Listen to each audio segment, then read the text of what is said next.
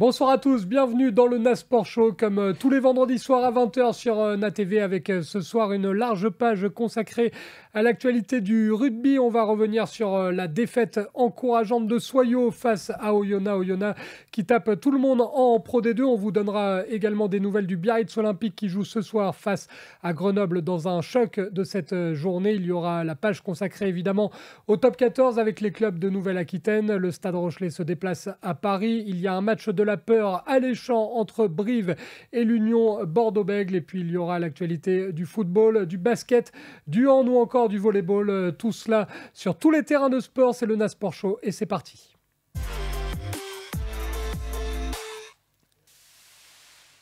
Et on débute avec le rugby. Et pour parler rugby, vous en avez l'habitude, le vendredi, on accueille notre consultant. C'est le joueur de Niort, mais également entraîneur de Villeneuve-les-Salines du côté de La Rochelle. C'est Florian Bougerolles qui m'accompagne. Salut Florian. Salut Benji. Tout va bien? Exactement, tout va bien. On prépare le derby. On prépare le derby et surtout on prépare à retirer les broches puisque Florian, on le rappelle, est blessé pour ceux qui ne suivent pas régulièrement le NAS Sport Show. Tu es blessé à la main et lundi, c'est presque la délivrance. C'est ça exactement. Lundi matin, on enlève les broches, enfin. Et on va pouvoir retourner au mastic, comme on dit pour les premières lignes, parce que ça rigole pas au calendrier pour ton retour. Tu vas devoir affronter Anglette, notamment. Anglette, quand on revient de blessure, c'est pas forcément le match le plus facile à gérer. Ça va taper. Ouais, c'est clair, ouais. Surtout, on a fait un match à domicile où on avait gagné, c'était la première journée, où ça avait été compliqué. Donc je pense que voilà, ils vont nous attendre de pied ferme, mais il faut y aller sur tout le monde.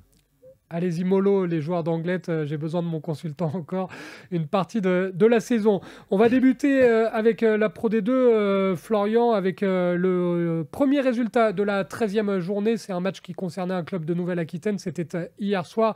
Vous le voyez en image, victoire 20-15 d'Oyonnax du côté de Chanzy sur la pelouse de Soyo-Angoulême. Oyonnax intraitable, hein, leader du championnat, 7e succès consécutif pour Oyo qui s'impose grâce notamment à un triplé de son ailier Gavin Stark. Soyo-Angoulême qui doit se consoler avec un point de bonus défensif. La fameuse défaite encourageante, pas vraiment au goût du manager du SA15, Vincent Etcheto, que l'on écoute tout de suite dans le NAS Sport Show. Non, c'est jamais beau. Non, il y a le comportement des joueurs, il est bien, mais il y a...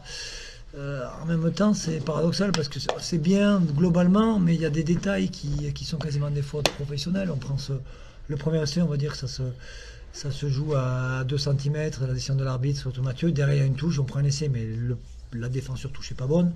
Et ensuite, sur le deuxième essai, où la Claya vient nous voler le ballon dans le regroupement, on ne respecte pas la règle, donc on est puni. Et donc la défaite, elle est amère. Le comportement des joueurs, il est beau, ouais, il est normal, il est bien. Mais on ne peut pas se contenter de ça. Et la frustration, je l'ai dit gentiment à l'arbitre aussi, c'est qu'il a été tatillon, il a arbitré la règle. Donc Mathieu, ça se joue à 2 cm sur la touche. Le ruck, ça se joue parce qu'on n'est pas lié à l'épaule à quelques centimètres. Et sur les dernières actions, ils sont en jeu de 10 à 15 cm. Ils sont devant les pieds, voilà, par rapport à la ligne de hors-jeu. Ils sont au-delà de cette ligne de hors-jeu. S'il y avait eu la VAR, qui est à la mode actuellement, voilà, ils auraient été pris. Donc on aurait eu une pénale touche à jouer à la dernière minute et on aurait pu gagner le match. Ça, c'est frustrant. Après, la deuxième mi-temps, elle n'est pas à la hauteur de la première. Donc on les a laissés revenir dans le match. Et tant pis pour nous. C'était Vincent Etcheto, le manager du SA15. Florian, quand tu écoutais Vincent Etcheto, tu me disais il est un peu dur parce que c'est vrai qu'il y a deux manières de voir le match à chaud comme ça pour Vincent Etcheto. Pas facile à analyser. C'est une défaite frustrante, voire rageante en plus avec des décisions arbitrales un peu contraires au SA15. Maintenant, peut-être qu'à froid, il va avoir une autre analyse. Il va peut-être se dire on a tenu le niveau face peut-être à un futur candidat au top 14. Oyonnax qui écrase tout sur son passage. Toi, tu le trouves un peu dur là dans ses propos à chaud. Oui, je trouve un peu dur, surtout que, comme tu l'as dit, hein, Oyonnax, ça fait 7 succès consécutifs. On voit qu'en plus, quand ils se déplacent, même chez eux, c'est des scores plus larges que ça hein, à chaque fois. Donc oui, après, peut-être que il est un peu vexé sur des décisions d'arbitrage, des choses comme ça, mais je trouve que pour un club qui monte de national, comme il l'a dit tout à l'heure, là, qui joue le maintien, je trouve que un point, il y a eu de belles choses. Bon, pour moi, je pense que voilà, même si c'est sûr qu'à domicile, tu veux toujours plus, mais je pense que ce point, c'est bon pour la suite. Pour les joueurs, tu penses que ça peut quand même amener de la confiance d'avoir rivalisé comme ça à ce point avec le leader? Bah ouais, bien sûr, parce qu'on a bien vu qu'en plus, ils n'avaient pas fait tourner, hein, ils étaient venus avec une belle équipe. Donc quand tu arrives à rivaliser avec ce qui se fait de mieux pardon, en Pro D2, toi tu montes de national, bon, pour moi, les joueurs peuvent être fiers d'eux et puis peuvent continuer à bien travailler. Ouais. Oyonnax, alors c'est pas de la région Nouvelle-Aquitaine, mais on va le dire quand même, ça sent le top 14 parce que c'est une équipe qui, même quand elle est comme ça dans un match un peu en difficulté, un match de fin d'année hein, avec l'hiver dans un stade de Chanzy qui était hostile et une équipe en face qui n'a rien lâché, ils arrivent quand même à le gagner par la plus petite des marges. Ça sent l'équipe quand même programmée pour monter. Ouais, ça sent l'équipe et puis en plus on voit très bien que sur le contenu, sur la compo d'équipe, donc ils font pas tourner, mais quand je vois que c'était Thomas Leclerc qui était remplaçant, bah, son compère le droitier, il a fait le taf. Quand tu fais rentrer Thomas, c'est une équipe en plus qui est en pleine confiance, qui est un peu qui est complet à tous les postes, hein. Donc ouais, c'est une équipe, je pense, qui va être candidate sur le top 14. Après, comme hein, on l'a dit, on a vu avec Mont-de-Marsan l'année dernière, hein, qui était sur la Pro D2, qui survolait un peu la Pro D2. Au dernier moment, tu peux te faire affoiner. Donc oui, se méfier, mais bon, c'est de bon augure. Ouais. On va quand même dire un mot aussi de Gavin Stark, parce qu'un triplé en rugby, c'est assez rare, et encore plus rare en Pro D2, où l'on sait c'est pas facile de perturber les défenses et de marquer déjà un doublé. Chapeau à lui, parce qu'un triplé, c'est lui qui donne le match à Oyo. Ouais, un triplé, ça, c'est clair. Un triplé, Ça t'est pas arrivé souvent, toi? Ça m'est pas arrivé souvent, non. Puis je pense que c'est pas près de m'arriver, hein. Mais non, un triplé, ouais, c'est très bien. Et c'est surtout quand tu donnes la victoire à ton équipe et quand tu es à l'extérieur, c'est nickel. On rappelle qu'il y a des matchs en cours, hein, puisque il y a des matchs qui ont débuté à 19h30. Concernant la région Nouvelle-Aquitaine, il y a Mont-de-Marsan en déplacement à Vannes, il y a Agen face à Massy, et puis dans quelques minutes à 21h, coup d'envoi du choc hein, de cette journée de Pro D2, Florian, avec le deuxième contre le troisième. D'un côté Grenoble, de l'autre Biarritz. Vous voyez l'affiche du match avec le petit bonnet du Père Noël sur le logo de Grenoble. Là, c'est un très gros match hein, puisque Biarritz est en forme avec 3 victoires consécutives. Ils sont capables de faire le coup au Stade des Alpes, les Biarros, Florian? Ouais, ils sont capables parce que on voit aussi que, bah, comme tu l'as dit, 3 victoires consécutives. En plus des victoires, il y en a une ou deux là qui sont, ils ont été les chercher parce qu'elles étaient dures. Donc je pense qu'ils peuvent créer l'exploit. Alors l'exploit, ça va pas être un exploit parce que quand tu joues les matchs, tu les joues tous pour gagner. Mais je pense que si les Biarros sont préparés en conséquence, s'ils font des parties comme ils l'ont fait, ouais, je pense qu'ils ont moyen d'inquiéter les Grenoblois, ça c'est sûr. Avec une belle équipe côté Biarro, on va le voir grâce à la réalisation de Paul Maison-Regnault avec la composition officielle qui est tombée pour le Biarritz Olympique avec Erdozio, Sauveterre et Millard en première ligne. Deuxième ligne, c'est solide. Hein. O'Callaghan, d'ailleurs, ça pourrait être une deuxième ligne de top 14. Troisième ligne, Dixon, Jalagonia, Hébert. La charnière avec Orecochea et Germain en 10. Artru et Lonca sur les ailes. Vergniaud, Morgan au centre et Jonas en 15. Quand on voit une compo comme ça, Florian, on se dit quand même que le niveau du championnat français est énorme parce que franchement, ça pourrait être une équipe qui joue son maintien en top 14. Biarritz a quand même du matériel. Ouais, ils ont du matériel, bien sûr, ils ont du matériel. Et puis en plus, ils ont pas mal de jeunes avec un peu d'expérience, hein. On voit en première ligne le gaucher avec Millard qui est à droite, hein. Je crois que c'est peut-être 10 ans de différence. Quand je vois Vergniaud, c'est pareil, qui est au centre, c'est pareil, hein, c'est assez jeune. Donc non, c'est un mélange, mais ils font quand même un bon début de saison et voilà, je pense qu'ils seront dans le carré final. Carré final, c'est le prono de Florian concernant Biarritz. On rappelle que le match débute au Stade des Alpes à 21h. Grenoble d'un côté, Biarritz de l'autre. Le deuxième contre le troisième, sachant qu'Oyonnax a encore gagné, on l'a dit tout à l'heure, face à Soyaux. Il y a la place sur le podium à conforter. Pour les deux équipes, il y a évidemment ce week-end du top 14. Je vous rappelle le programme là aussi en images avec Clermont-Montpellier en ouverture. Bayonne face au Loup Rugby à 17h. Plusieurs matchs comme d'habitude avec un multiplex à 17h samedi. Toulouse-Perpignan, Union Bordeaux-Bègles face à Brive. Stade français Paris face à La Rochelle, ça sera samedi à 21h05. Et puis 2 matchs dimanche. Castres-Pau, le match de 14h dimanche et le choc entre Toulon et le Racing 92 pour conclure cette journée de top 14. Le classement également avant de s'intéresser aux différents matchs des clubs de Nouvelle-Aquitaine. Toulouse toujours leader, 4 points d'avance sur La Rochelle et sur le Racing qui est 3e, 4e le Loup Rugby, 5e Montpellier, le champion de France en titre, 6e le Stade Français Paris, 7e Toulon, c'est très serré, 8e Bayonne, 9e Pau, 10e Clermont, 11e l'UBB, 12e Castres, 13e l'USAP et puis Lanterne Rouge décrochée, le CA Brive-Corrèze. Tiens, on va en parler tout de suite de cette équipe de Brive où c'est clairement la crise, c'est le match de 17h samedi, c'est le match de la peur. D'un côté, Brive, on le voit avec Irège, de l'autre, Bordeaux avec Mathieu Jalibert. Deux équipes qui ont absolument besoin de points. Bordeaux, 2 défaites consécutives contre Pau et Perpignan. Victoire impérative, alors que Brive reste sur 7 défaites consécutives. Il y a une pétition qui a été lancée en ligne par les supporters qui sont fous furieux contre la gestion de la direction. Florian, malheur aux vaincus. Là, c'est un gros match. Ouais, c'est un gros match, ouais. C'est un gros match. Après, on a vu les Brivistes la semaine dernière, quand même, malgré le score à la section paloise, j'ai trouvé qu'ils avaient retrouvé un peu le jeu du jeu, dans le mouvement général, en conquête, ils ont rentré pas mal de joueurs, donc ouais, malheur aux perdants, et puis je pense que ouais, les Brivistes sont dans une période très dure, là, ouais. C'est compliqué, elle doit être compliquée à gérer quand tu limoges le manager. Arnaud Mella reprend ça derrière, t'es pas en bonne position, tu continues à perdre les matchs, donc je pense que ça va être compliqué à gérer. Après, voilà, hein, c'est le match où aussi l'UBB a besoin de points, comme tu l'as dit, Benji, donc ça va être une rencontre ouais, compliquée dans les deux sens, et je pense que il va peut-être pas y avoir du beau jeu parce que tout le monde va avoir la peur de perdre. Oui. On va parler d'abord de Brive avant de s'intéresser à la situation de l'UBB. Mais Florian, toi qui es joueur, même si tu connais pas forcément le contexte briviste, mais ça doit pas être évident parce qu'on peut comprendre les supporters d'un côté qui, mine de rien, sont habitués depuis certaines années à une équipe qui, à la maison, est très solide. Brive, on le rappelle, dans le passé, a quand même été champion d'Europe. C'est une vraie valeur sûre du top 14. On peut comprendre qu'ils soient furieux contre la direction. Maintenant, c'est vrai que c'est une situation qui est pas évidente non plus pour le staff et pour les joueurs parce qu'on a besoin de confiance. On n'a pas besoin d'avoir des supporters qui viennent râler et lancer une pétition. Je suppose que ça doit déjà être assez dur quand on est joueur de supporter cette situation. Ouais, c'est dur de porter parce que bah, tu es dans une spirale négative, tu perds tes matchs, alors comme tu le dis, tu as les supporters qui sont sur ton dos. Et après, les brivistes, ils avaient pas mal de blessés aussi. Ils avaient pas mal de blessés, alors hein, on l'a dit, hein, c'est un championnat Quand tout va mal, tout va mal. Exactement, non mais c'est un championnat qui est hyper serré, tout le monde peut aller gagner chez tout le monde peut perdre chez tout le monde.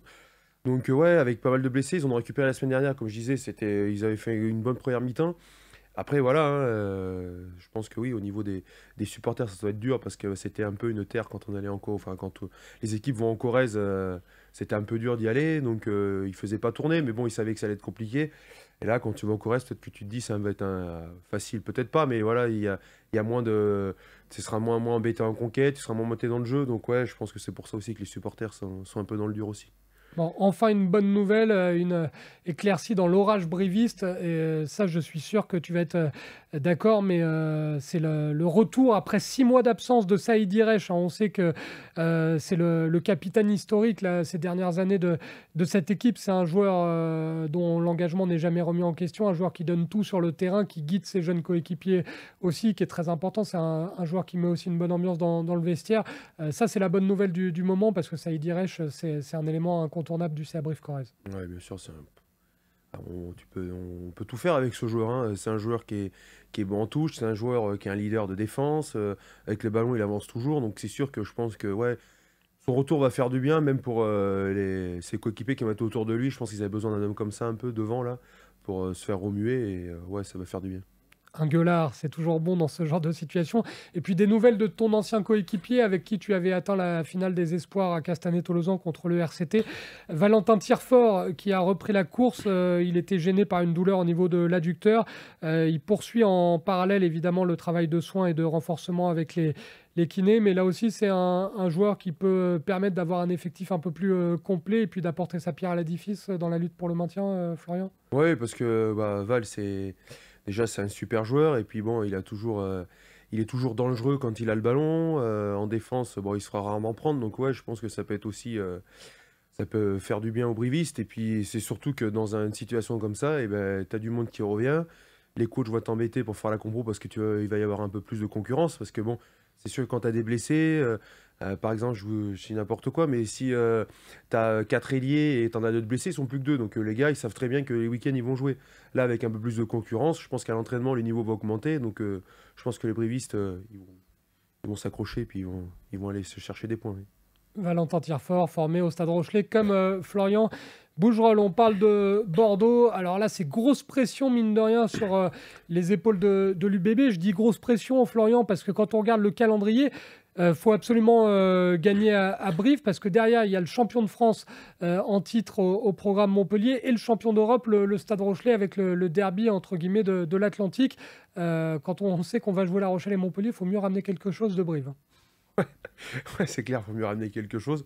Alors, c'est pareil sur le match qu'ils font la semaine dernière. Ils perdent, hein. Alors oui, c'est perdu, mais ils font un gros match aussi dans l'engagement, dans l'intensité, avec une charnière qui a été indispensable, qui a fait vachement du bien à l'UBB. Ils vont avoir besoin de points, l'UBB aussi. Donc, je pense que ça va être un match assez accroché. Oui. Avec un bel essai de Mathieu Jalibert qui semble être en forme, et il y aura besoin de lui face à Brive, parce que ça peut jouer sur des coups de pied, hein, cette histoire. Oui, ça peut jouer sur des coups de pied, ça peut jouer sur des détails, des prises de décision. Donc ouais, ils en auront besoin d'un grand Mathieu Jalibert, je pense, et puis comme d'un grand Maxime Lecu à la mêlée. La charnière va être importante. 17h, donc le match de la peur, match 100% néo-aquitain entre Brive et l'UBB. Dans le même temps, il y aura un match où les deux équipes ont moins besoin de points, même si le vainqueur peut faire un gros coup au classement. Bayonne d'un côté, le Loup Rugby de l'autre, vous le voyez. Daugé imprenable, c'est le titre que l'on a choisi pour cette rencontre, tout simplement parce que Bayonne, c'est 5 victoires en 5 matchs à domicile. Xavier Garbajosa va devoir mettre un plan en place, parce que Bayonne à la maison, ils vont vouloir finir l'année forcément en étant invaincus. Ouais.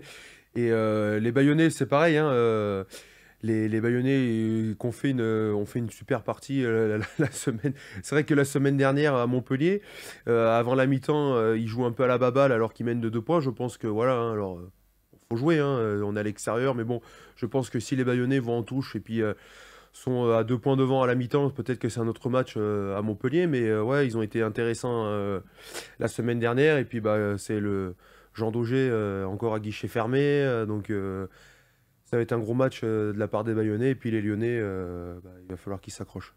On va revoir peut-être grâce à Paul Maison-Rognaud, notre réalisateur, l'infographie de présentation de ce match. Mais Florian, il ne t'a pas échappé qu'on a fait un choix éditorial assez précis concernant les photos, puisque d'un côté, sur cette présentation de match, on a Grégory Pata, de l'autre Xavier Garbajosa, 2 hommes qui se connaissent par cœur puisqu'ils étaient associés au Stade Rochelet. Ouais, ils se connaissent par cœur, ouais, Greg et Xavier. Et bon, c'est deux entraîneurs qui se respectent énormément, et c'est 2 bons managers, hein, aussi dans tout ce qu'ils font. Donc ouais, ça va être un match engagé. Puis je pense que ça va être un match avec beaucoup de jeux. Ouais, il va y avoir beaucoup de jeux. Alors, on va parler un petit peu quand même de ce qui fâche du côté de Bayonne, parce que le début de saison est très bon, on l'a dit, forteresse imprenable à Jean Daugé. Malheureusement, gros coup dur, parce que c'est un élément clé de cette équipe, c'est Gaëtan Germain qui est sorti à la 65e sur blessure contre Montpellier, et les nouvelles sont mauvaises, puisqu'il y a rupture totale du ligament croisé antérieur du genou droit. Ça change beaucoup de choses, hein, parce que c'est un des premiers noms cochés sur la feuille de match par Grégory Pata, Gaëtan Germain. Oui, c'est sûr que ça change pas mal de choses. Alors parce que c'est une valeur sûre déjà au pied, c'est une valeur sûre aussi sur les ballons en l'air, voilà.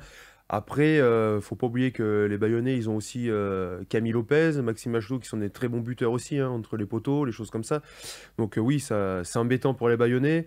Mais après, sur tout ce qui est pénalité, transformation sur le pied, je pense que bon, les deux vont prendre leurs responsabilités, ça, il n'y en a aucun doute. Alors, ça sera Camille Lopez face au Loup, en tout cas, puisque Maxime Machenot est absent pour cette rencontre. Donc, Camille Lopez, c'est lui qui va avoir la pression sur le jeu au pied.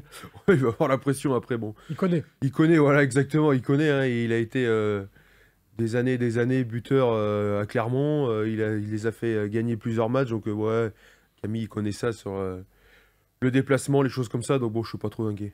Match à 17h entre Bayonne et Lyon. Un peu plus tard, demain, 21h05, un choc évidemment du côté de Jean Bouin avec le Stade Français face à La Rochelle. Là, on a intitulé ça duel tactique. Florian, Quesada d'un côté, Ronan O'Gara de l'autre. C'est un match où il peut tout se passer parce qu'on le sait, ce sont deux entraîneurs très méticuleux qui mettent généralement toute la semaine à préparer leur rencontre d'un point de vue tactique. Et souvent, ce sont des matchs bizarres, hein, les matchs entre le Stade Français et La Rochelle. Paris a créé des surprises certaines années face à La Rochelle. L'inverse est vrai aussi. Ça va jouer à pas grand-chose. C'est une grosse opposition qui aura lieu demain à 21h05. Une grosse opposition et puis surtout aussi, on rappelle que les Parisiens ont perdu chez eux la semaine dernière contre les Toulonnais. Donc ils avaient 2 réceptions. Là, ils se sont mis un coup de couteau dans le pied. Ils n'auront pas le droit 2 fois à la même erreur. Hein. C'est la première à la maison en plus cette saison. Exactement, donc ils n'auront pas le droit 2 fois de perdre d'affilée à la maison. Et puis on a vu aussi que les Parisiens sur le jeu, en première mi-temps, ils font une super première mi-temps contre les Toulonnais. Voilà, un peu embêté en conquête, moi j'ai trouvé, hein, sur la mêlée, les choses comme ça. Donc ouais, ça va être un beau match. Alors je pense que ça va être un match un peu cadenassé dans les premières 20 minutes. Ils vont un peu se juger les uns les autres, mais je pense que quand on aura trouvé la faille des 2 côtés, je pense qu'il va y avoir de belles choses. Ouais. Oui, ça va pas être le festival comme contre Castres à la victoire 53-7 du Stade Rocher. Là, ça va être un peu plus fermé quand même. Ouais, c'est sûr, ouais, ça va être un peu plus fermé. Ça sera pas les portes de Saloon, ça sera la porte fermée à double tour. On a parlé de Gonzalo Quesada et de Ronan O'Gara, des rebondissements dans tous les sens concernant la situation contractuelle de l'Irlandais, puisqu'on annonce maintenant que Ronan O'Gara devrait prolonger son contrat de 3 années supplémentaires avec le club maritime. Donc là aussi, la porte fermée à double tour pour garder Ronan O'Gara. Bah oui, fermé à double tour. Et puis bon, c'est un super manager. Hein. Depuis qu'il est arrivé, on a vu aussi les progrès qu'a fait l'équipe. Voilà, hein, champion d'Europe la saison dernière. Un groupe qui vit bien. Donc oui, donc faut garder des éléments comme ça. Et puis avec Romain et puis Sébastien qui font aussi du bon travail. Donc c'est sûr, quand on a un staff comme ça, et puis bon, quand tu es 2e au championnat... faut verrouiller tout le monde hein, pour... Champion d'Europe en titre. Voilà, donc faut verrouiller tout le monde pour travailler sereinement dans le futur. Quoi. Après, le stylo de Vincent Merling, il doit un peu trembler. Enfin, la main doit trembler au moment de signer parce que ça coûte cher. Ça coûte cher. Après, je pense que s'il le fait, hein, c'est qu'il peut, hein, mais... Toi, t'aurais peut-être pas ouvert le coffre-fort. Je sais pas, ouais, j'aurais peut-être réfléchi.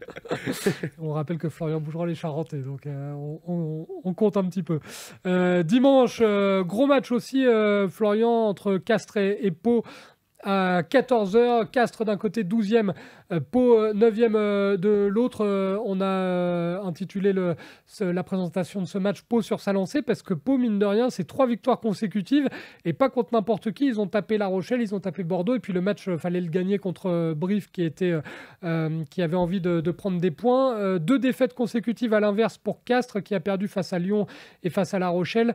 Le Castres Olympique qui va vouloir évidemment se réveiller après la claque reçue. Alors le problème d'une claque, on le sait Florian, que ce soit au rugby, au foot, dans n'importe quel sport, c'est soit la claque elle réveille, soit la claque elle nous met KO.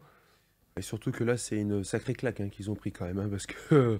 c'est un coup de poing. Faut dire que les Castrés, ils n'ont pas existé. Hein, ils n'ont pas existé, ça a été très compliqué dans tous les secteurs. Ils ont été, ça a été très dur, donc je pense que là... ils ont dû passer une semaine studieuse. Je pense que, comme disait notre ami Urios, il n'y a pas dû y avoir de GPS, rien cette semaine. Hein. Je pense que ça a dû être à l'ancienne. Donc, ouais, ça va être une grosse partie de la part des Castrés. Et ouais, moi, j'ai bien peur que cette claque soit dure à se relever et que les Castrés perdent ce week-end. Ah, tu penses que Pau va réaliser le gros coup? Moi, je pense que les Palois vont réaliser le gros coup parce que les Palois, comme tu l'as dit, sont sur... 3 matchs et 3 matchs qu'il fallait prendre. Ils sont sur une bonne lancée.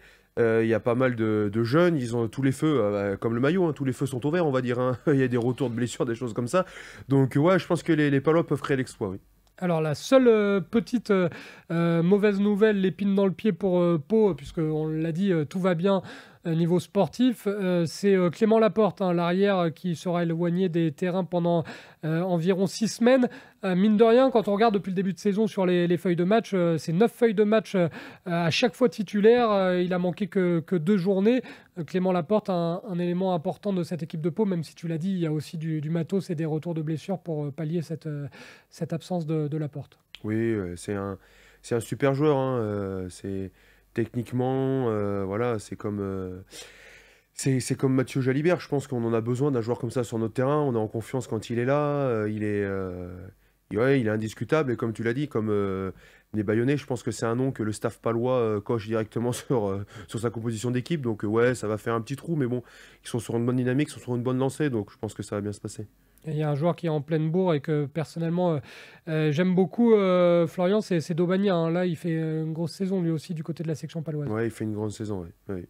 Il a été, il me semble, je suis en train de vérifier au moment où je te lance là-dessus parce que c'était pas prévu, mais je crois qu'il était tout simplement dans les joueurs pour l'élection du joueur du mois avec Yohan Tanga, je crois. Je vais vérifier, mais en tout cas, Thibaut Daubagna qui réalise une grosse saison. Ce match qui sera donc entre Pau et Castres dimanche à 14h. Juste, je vous rappelle le programme du top 14, puisqu'il y a des matchs dont on n'a pas parlé, mais Clermont-Montpellier en ouverture, match intéressant. Et puis Toulon, Racing 92 dimanche soir à 21h05. Là aussi, on va pouvoir juger un petit peu le niveau, parce que Toulon est en train de revenir fort, hein, Florian. Oui, les Toulonnais ont fait une bonne deuxième mi-temps la semaine dernière au Stade Français. Donc ouais, ils sont en train de revenir fort. Et puis ils ont surtout, je salue le banc toulonnais qui a vachement apporté la semaine dernière à Paris, hein. Quand je pense à Teddy Bobigny au talon, là, quand il est rentré, il a apporté du peps, il a avancé à chaque ballon, en touche ils étaient propres. Donc ouais, les Toulonnais reviennent bien. Et à Mayol contre le Racing pour se rapprocher du top 6 aussi, hein, pour monter un peu plus. Donc ouais, ça va être un grand match. Gros match entre Toulon et les Racing dimanche. Fermeture de cette journée de top 14 à 21h05. Pour être tout à fait complet, on va évoquer également la 12e journée de National qui aura lieu ce week-end. Samedi à 19h, il y aura Tarbes face à Dax. Dax toujours leader. Dax, a priori, qui peut faire un coup à Tarbes, même si c'est toujours compliqué d'aller jouer là-bas. Et puis dimanche 15h, il y aura l'Union Cognac Saint-Jean d'Angély. Toujours lanterne rouge du championnat avec 6 points de retard sur Rennes qui est 13e. Il n'y a déjà plus le choix, hein, pour l'UCS. Faut gagner à domicile face à Suresnes. Ouais, c'est impératif. Là, Benji, on ne peut pas dire autre chose. On ne peut pas se contenter d'un point de bonus défensif. On peut se contenter que de la victoire. Ils reçoivent Suresnes, qui est un gros morceau aussi de la nationale. Donc ouais, ils ont plus le choix. Il faut absolument gagner. Et pour se remettre un peu dans une dynamique de confiance et prendre match par match. De toute façon, ils n'ont pas le choix, oui. Et puis une petite info 15 de France pour conclure. Malheureusement, ce n'est pas un néo-aquitain qui a été élu meilleur joueur de la tournée d'automne pour le 15 de France. C'est Damien Penaud, on ne sait jamais. Peut-être qu'il signera à La Rochelle. C'était, même si a priori c'est Toulouse qui semble avoir pris une petite avance. Mais Damien Penaud, c'est logique qu'il soit élu meilleur joueur de la tournée. Il a été impressionnant. Pour moi, oui, c'est logique, hein. Sur tous les ballons qu'il a eu, il a avancé. En défense, il s'était jamais fait prendre. C'est pareil, hein, c'est un joueur qui est indiscutable, hein, dans le 15 de France, hein. C'est un joueur que tu peux pas te passer, hein, à l'aile. Il peut jouer aussi au centre. Donc non, c'est mérité. Et puis là, il est un peu sur un nuage, hein, parce que bon, on sait pas trop ce qu'il va faire la saison prochaine, mais tu as quand même de grosses écuries sur lui. Donc je pense que tout va dans le bon sens pour lui. Donc ouais, il le mérite.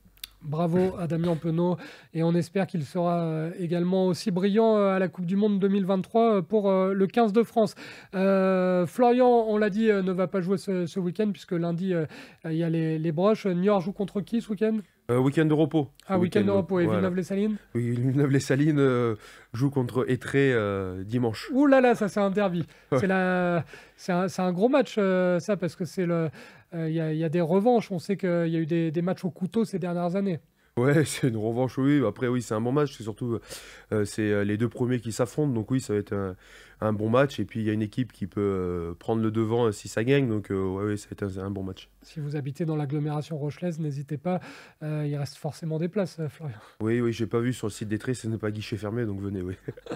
Allez-y du côté d'Étré, voir ce derby de l'agglomération rochelaise entre Étré d'un côté et Villeneuve-les-Salines de l'autre. Dans un instant, on va parler handball, on va parler volley, foot ou encore basket dans le NASport Show. Merci beaucoup Florian, on te retrouve dès la semaine prochaine dans le NASport Show. Merci Benji.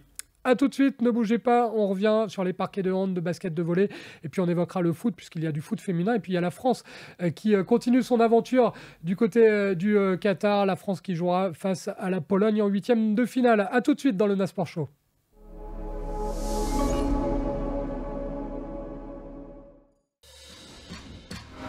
En cette fin d'année, il y a deux types de joueuses.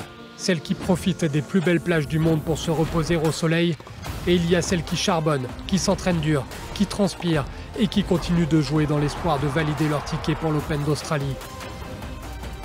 Le Palais des Sports de Beaublanc, lui, ne s'arrête jamais et délaisse le temps d'un instant la grosse balle orange pour la petite balle jaune. À l'occasion de la 16e édition de l'Open BLS de Limoges, NATV monte au filet et vous propose de vivre ce tournoi sur notre antenne. Qui succédera à la Belge Alison Van Uytvanck? Les Françaises Alizé Cornet et Kiki Mladenovic vont-elles briller dans un tournoi qui échappe au clan France depuis Caroline Garcia en 2015? Sofia Kenin peut-elle revenir à son meilleur niveau? Réponse à toutes ces questions du 15 au 17 décembre et c'est seulement sur NATV.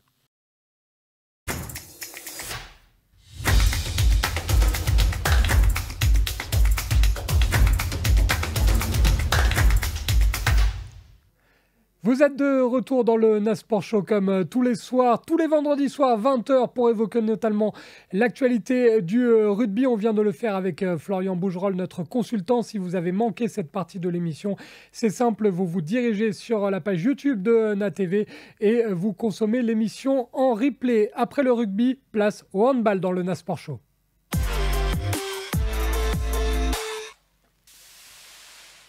Hier soir se jouait le match d'ouverture de la 12e journée de l'Iki Moly Star League.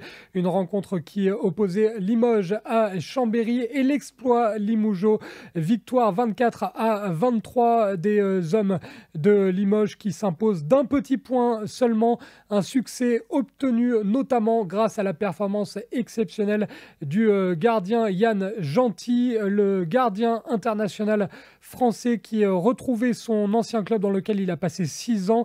Il a réussi 17 arrêts au total dans cette rencontre, une victoire qui permet à Limoges de revenir provisoirement à la 8e place du classement.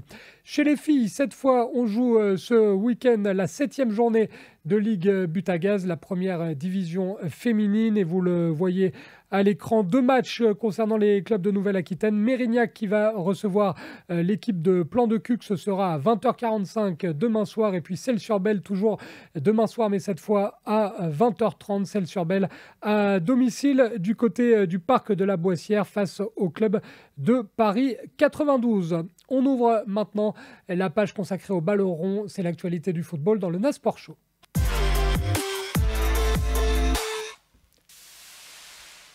Et l'actu du côté de la Nouvelle-Aquitaine concernant le ballon rond, c'est le foot féminin avec la journée de D1 Arkema, la 10e en l'occurrence. 2 matchs donc des clubs de Nouvelle-Aquitaine auront lieu demain à 14h30. Bordeaux, Rodez et Guingamp, Soyaux. Avant cette 10e journée, vous voyez le classement. Bordeaux est 7e, Soyaux est 10e et se déplace sur la pelouse de Guingamp qui est lanterne rouge de ce classement. L'actualité du football, c'est également la Coupe du Monde au Qatar. Vous le savez, dimanche, l'équipe de France de Didier Deschamps va jouer son 8e de finale face à la Pologne. Ce sera à 16h pour cette rencontre. Didier Deschamps qui ne devrait pas surprendre grand monde avec une seule incertitude. Elle concerne la titularisation ou non du défenseur central de Liverpool, Ibrahima Konaté. Je vous donne la compo probable avec Lloris dans les buts, Koundé à droite, Théo Hernandez à gauche, Varane ou Upamecano, ou alors la surprise Konaté à la place de Varane ou du défenseur du Bayern Munich, Tchouaméni, Rabiot, Griezmann au milieu de terrain, et puis 3 joueurs pour animer les offensives, Kylian Mbappé, Olivier Giroud et Ousmane Dembélé. Didier Deschamps qui se méfie de cette équipe polonaise et pas seulement de Robert Lewandowski. On écoute Didier Deschamps grâce aux images du compte Twitter de l'équipe de France de football. Pas une équipe, pourtant, elle n'est pas si éloignée que ça, mais on n'a pas l'habitude de la rencontrer souvent, de se croiser souvent. Voilà, elle a des joueurs expérimentés, évidemment. S'il y a un nom à sortir, c'est Lewandowski, parce qu'il fait partie des tout meilleurs attaquants au niveau mondial, mais il n'y a pas que lui. C'est une équipe qui a une très bonne organisation, avec une bonne présence athlétique sur ce que j'ai vu. Je n'ai pas vu tout leur match, mais bon, on a 3 observateurs ici qui les suivent de près, donc on aura tous les détails. Pas sous-estimer surtout cette équipe de Pologne, et voilà. C'est un match évidemment qui sera décisif, donc tout faire pour passer cette étape-là. C'était le Bayonnais Didier Deschamps, sélectionneur de l'équipe de France de football. 2 joueurs formés en Nouvelle-Aquitaine aux Girondins de Bordeaux, Jules Koundé et Aurélien Tchouaméni, devraient donc être titulaires dimanche à 16h face à la Pologne. Lundi à 19h, ne manquez pas LFNA TV sur NATV avec un sujet de Florian Sabatier qui est allé du côté de Labred. Labred, c'est tout simplement le club formateur de Jules Koundé avant que ce dernier ne rejoigne les Girondins de Bordeaux. Si vous voulez voir ce sujet de Florian Sabatier, lundi 19h, LFNA TV. Comme d'habitude, après le football, place au basket.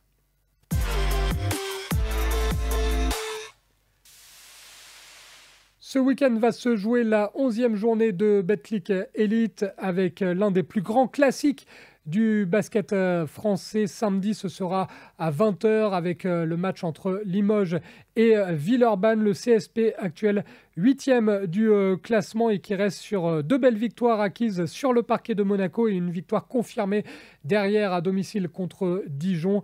La passe de 3 donc attendue pour Limoges dans un match qui sera évidemment à guichet fermé puisque c'est l'une des affiches historiques du championnat et ça ramène toujours énormément de spectateurs du côté de Beaublanc. L'autre club de Nouvelle-Aquitaine, l'élan béarnais, va également recevoir, ce sera dimanche à 19h, Paula Cortez face à Nanterre 92. Vous le voyez à l'image, l'élan béarnais qui doit s'imposer avec seulement pour l'instant la 14e place du classement.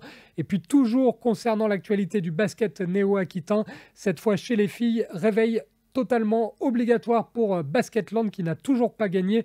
Basketland qui va jouer lors de la 5e journée de Ligue féminine de basket sur le parquet d'Angers. Le club de l'UFAB 49, Basketland, champion de France 2021, ça fait un petit peu tâche, est actuellement lanterne rouge du classement et n'a toujours pas gagné, je le disais, 9 matchs, toutes compétitions confondues si on inclut la Coupe d'Europe, et 0 victoire en 9 rencontres pour Basketland. On va croiser les doigts pour que les coéquipières de Marine Fautou, que vous avez vu à l'image, s'imposent ce week-end sur le parquet d'Angers. Après le basket, on termine avec le volleyball.